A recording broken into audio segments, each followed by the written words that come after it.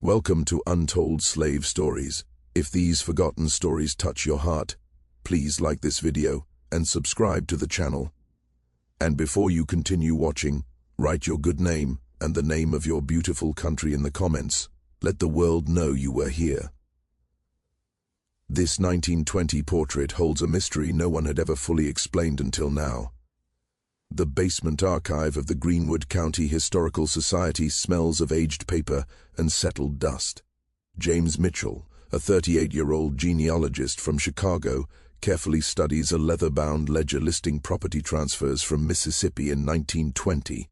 He has spent the entire morning researching land records for a client, uncovering nothing beyond ordinary sales and routine paperwork. At 4:30 p.m., with the archive about to close, James reaches for one final box labeled Miscellaneous Personal Effects, 1918 to 1925. Inside, wrapped in thin tissue paper, lies a stack of photographs damaged by moisture and time. Then he notices one. The photograph is surprisingly well preserved, mounted on thick cardboard.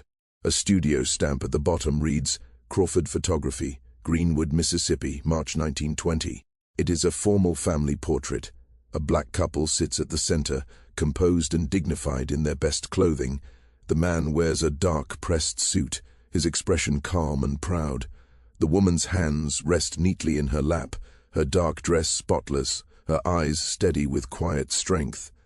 Standing beside them are three children. Two girls, roughly 8 and 10 years old, wear white dresses with ribbons tied into their carefully braided hair. But it is the third child that makes James stop cold. Between the two girls stands a boy of about 7. His skin is pale, his hair is light brown and softly wavy. Even in the faded sepia tones, his eyes are clearly light. The boy is unmistakably white. James leans in, examining every detail. The child stands naturally, with the man's hand resting protectively on his shoulder. There is no stiffness, no sign of discomfort. He clearly belongs there. James turns the photograph over. In faint pencil are the names: Samuel, Clara, Ruth, Dorothy, and Thomas. March 14, 1920. He quickly photographs it with his phone and writes the names in his notebook. His thoughts race.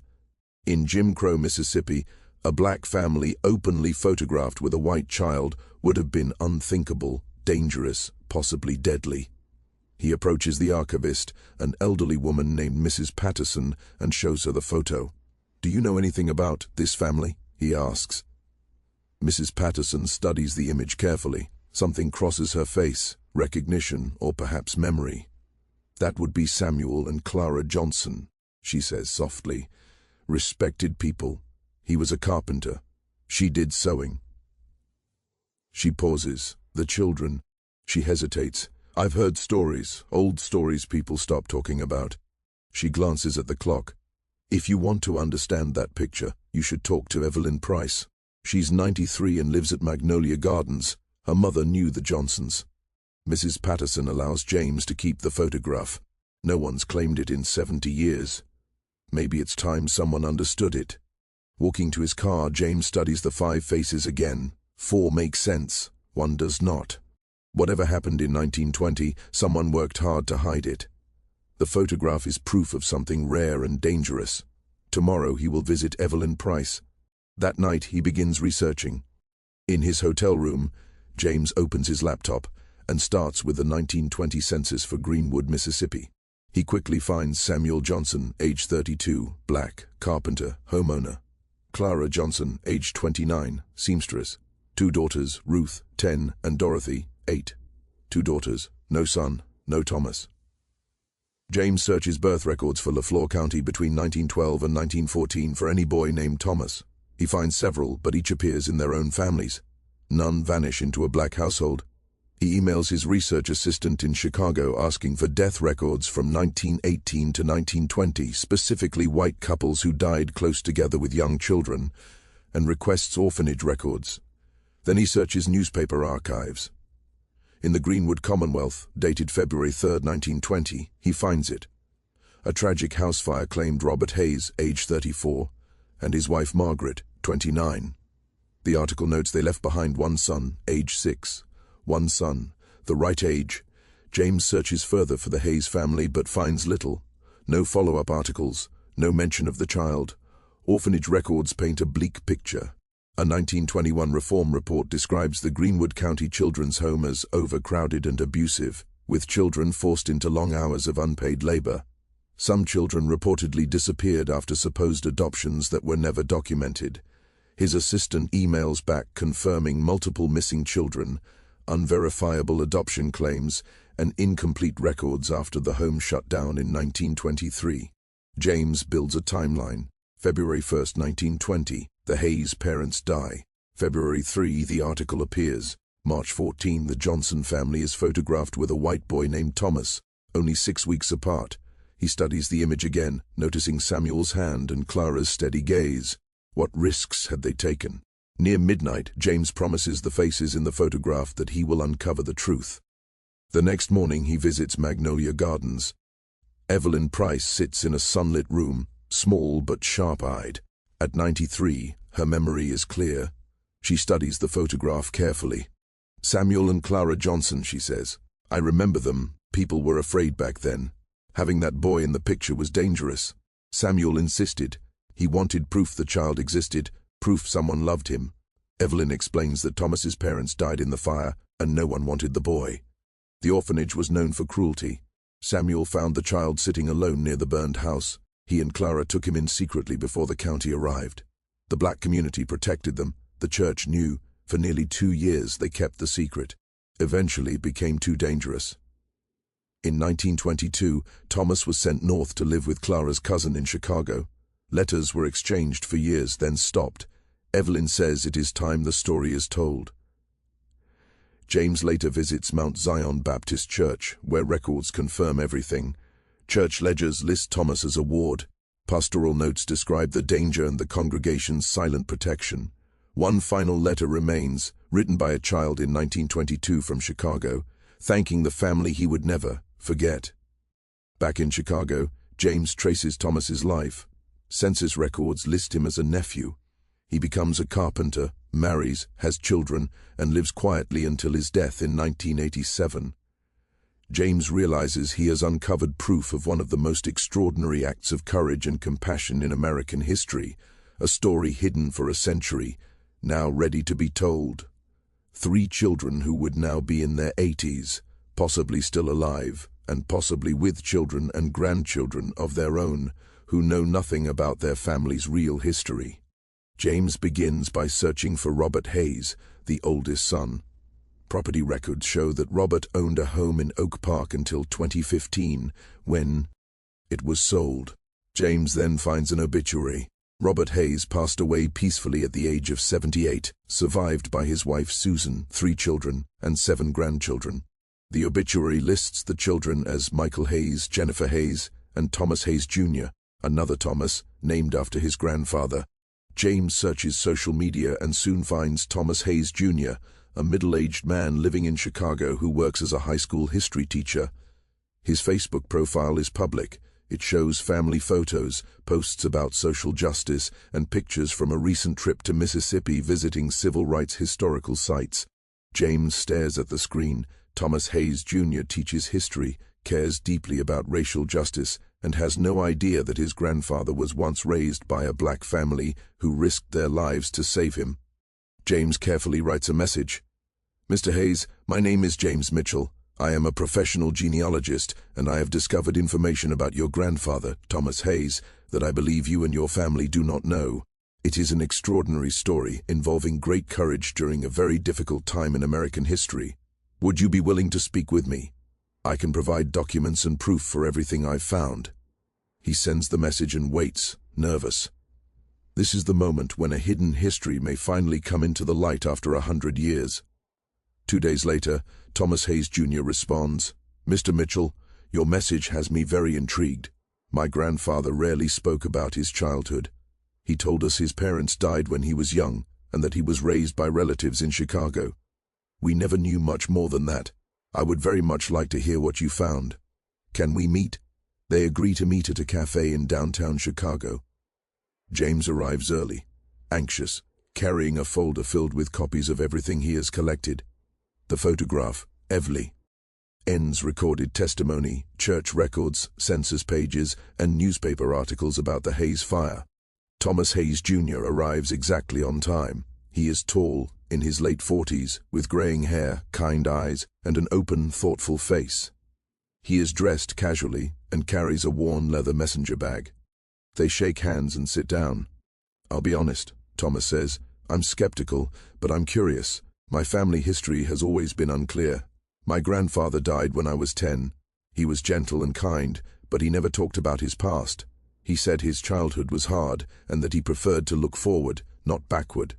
James opens the folder and slowly removes the 1920 photograph, sliding it across the table. "This is your grandfather," he says, pointing to the young white boy. "He's about 6 or 7 years old. This photo was taken in March 1920, in Greenwood, Mississippi." Thomas looks at the picture, his face changing from confusion to shock. "Those people," he says quietly, "they're a black family." James nods. "Samuel and Clara Johnson, with their daughters Ruth and Dorothy, and your grandfather Thomas Hayes." Thomas shakes his head. "I don't understand." James then tells him everything. He explains how he found the photograph, what Evelyn Price remembered, what the church records revealed, and how Thomas's birth parents died in the fire. He describes the orphanage and what likely would have happened to a 6-year-old boy sent there. Thomas listens closely, his eyes filling with emotion as the story unfolds. When James finishes, there is a long silence. "My grandfather was raised by a black family," Thomas finally says, his voice heavy. "In Mississippi, in 1920, James nods. "For nearly 2 years, Samuel and Clara Johnson risked their lives and the lives of their daughters to protect him. They hid him, cared for him, and loved him. When it became too dangerous, they sent him to Clara's cousin in Chicago. That's how he ended up here." Tears roll down Thomas's face as he looks again at the photograph. "He never told us," Thomas says. "Why wouldn't he?" "Maybe shame," James says gently, "or maybe fear. Even years later, racial tensions were strong. Or maybe he was protecting Samuel and Clara's memory. Or maybe," James pauses, "it was just too painful. He lost his parents in a fire and then lost the people who saved him when he was only 8. That's a lot for a child to carry." Thomas wipes his eyes and reaches toward the photograph. "May I?" James nods and hands it to him. Thomas studies every detail. Samuel's hand on the boy's shoulder. Clara's calm, steady gaze, the 2 girls standing close. "They saved him," Thomas whispers. "They saved my grandfather, which means they saved all of us. My father, me, my children. None of us would be here without them." Thomas looks up. "Are there descendants of the Johnson family?" James says he believes so. "Ruth and Dorothy both had children. There's a family tree that connects to yours, not by blood, but by love." Thomas sets the photograph down carefully. "I need to tell my family," he says, "my siblings, my cousins, and I want to find the Johnson family. I want to thank them." James smiles. "I was hoping you'd say that." They talk for 2 more hours. James shows every document. Thomas asks careful questions, takes notes, and photographs the records. As a historian, he wants to understand everything fully. When they stand to leave, Thomas grips James's hand. "Thank you," he says. "This is the most important thing I've ever learned about my family." "There's one more thing," James says. He pulls out a letter written in 1922. "Your grandfather wrote this when he was 7. Thomas reads it slowly, tears returning. "He loved them," he says softly. "He called them Mama and Papa. He never forgot them. And we forgot him." He folds the letter carefully. "That changes now. Please help me find the Johnson family." James agrees. James returns to his research with new determination. He begins tracing the descendants of Ruth and Dorothy Johnson. Ruth, the older daughter, appears in the 1930 census, still living at home. By 1940, she is married. James finds the record. Ruth Johnson married William Crawford in 1933, the son of Albert Crawford, the photographer who took the 1920 portrait. The connection feels almost unreal. They had 4 children, naming them after family members. James traces them forward and finds Ruth Washington, a retired teacher in Memphis who often posts about family, church, and civil rights. He messages her. She replies quickly. "My grandmother Ruth used to tell me there was a secret. She said my great-grandparents did something brave and dangerous. Is this about that?" When they speak, James shares everything. Ruth listens, overwhelmed. They saved a white child, she whispers. In Mississippi in 1920, James tells her about Thomas Hayes Jr. He wants to meet you, he says. Ruth is quiet for a moment. The family coming back together after 100 years, she says. Yes, this is what my grandmother wanted. James then searches for Dorothy's descendants and realizes that Pastor Marcus Williams is her grandson. When James calls him, the pastor confirms it. We knew parts of the story, he says. We were waiting for someone to discover it properly. 3 months later, both families gather at Mount Zion Baptist Church. Nearly 50 people fill the sanctuary. No media, just family. On the screen is the photograph from 1920. Thomas Hayes Jr. stands and speaks, his voice shaking. I'm here today because 2 people chose love over fear. The room is silent as a 100-year-old story finally comes home. He married my grandmother and raised my father, aunt and uncle. He watched his grandchildren grow.